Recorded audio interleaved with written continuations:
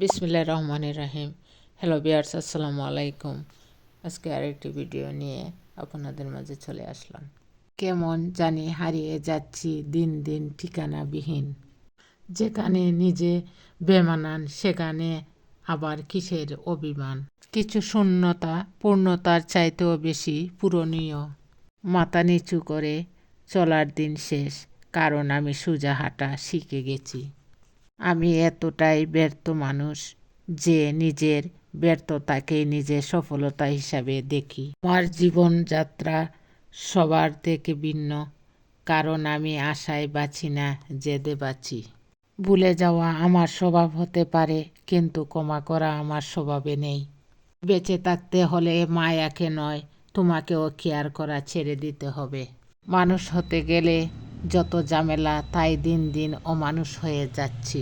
যতই বিনয়ী হবে ততই খারাপ ব্যবহারের মুখোমুখি হবে। আর বেয়াদব হয়ে গেলে দেখবেন মানুষ চিন্তা করে কথা বলবে। সময় সব কিছু প্রমাণ করে, আমি শুধু অপেক্ষায় থাকি। আমি যেমন আছি তেমনই ভালো, কাউকে খুশি করতে বদলাবো না। আলোচনায় থাকার জন্য নয়, নিজের মতোই আলু চড়াই। আমি জানি তুমি আমার নও, কিন্তু ভালোবাসা তো ভালোবাসাই হয়।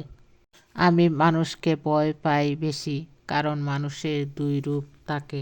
লাইফ ইজ ভেরি সিম্পল, কিন্তু কেউ সেই সিম্পল জীবন রাখতে চায় না। সুন্দর জায়গা সব সময় সুন্দর। ইনশাআল্লাহ একদিন টকতে টকতেই জিতে যাব। আল্লাহ জানেন ভিতরটা, মানুষ দেখুক বাহিরটা। বেঁচে আছি, এই তো বেশ, আলহামদুলিল্লাহ। আল্লাহ যা দিবেন সেটাই আমার জন্য সেরা হবে। যা স্রষ্টা ছাড়া কাউকে বলা যায় না, তাই দুঃখ। বেঁচে থাকার জন্য নিঃশ্বাসের চেয়ে বিশ্বাসের বেশি প্রয়োজন। যেখানে বিশ্বাস নেই সেখানে প্রতিটা শ্বাস বিষের মতো। প্রচণ্ড কঠিন সময়ে যাকে পাশে পাওয়া যায় না, তাকে ছেড়ে আসাটা দোষের কিছু না। সবাই দুঃখের কথা শুনতে চায় না, কিন্তু আমি সুখের কথা শোনানোর মানুষ পাই না। কতটা ব্যতীত হলে মানুষ হাসতে হাসতে মরে যেতে পারে।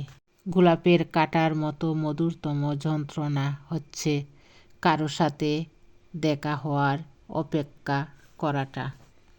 একটা সময়ের পর মানুষ তার সমস্ত অভিমান তার নিজের উপর নিয়ে নেয়।